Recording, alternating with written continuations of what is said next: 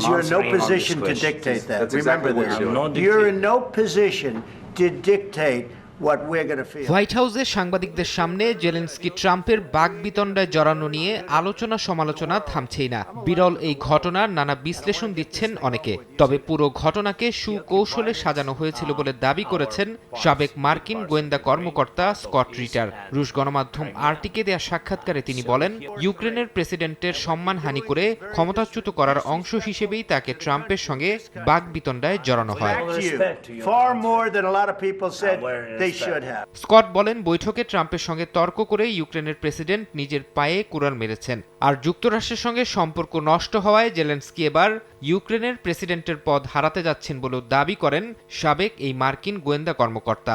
এরই মধ্যে জেলেনস্কির পদত্যাগের দাবি তুলেছেন এক মার্কিন সিনেটর। যদিও এর জবাবে জেলেনস্কি জানান, কেবল ইউক্রেনের জনগণ চাইলেই পদ ছাড়বেন তিনি।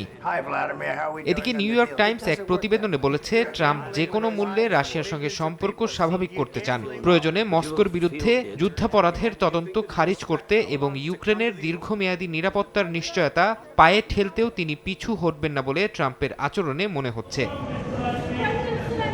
তবে যুক্তরাষ্ট্র হাত ছাড়লেও ইউক্রেনের পাশে দাঁড়িয়েছে পশ্চিমা বিশ্ব।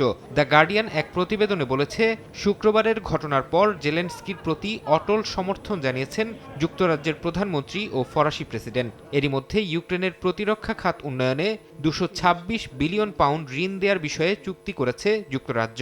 কিয়েভে দীর্ঘমেয়াদী শান্তি নিশ্চিত করার লক্ষ্যে রোববার লন্ডনে ইউরোপীয় নেতাদের সম্মেলন হওয়ার কথা রয়েছে। ফরহাদ চৌধুরী, সময় সংবাদ।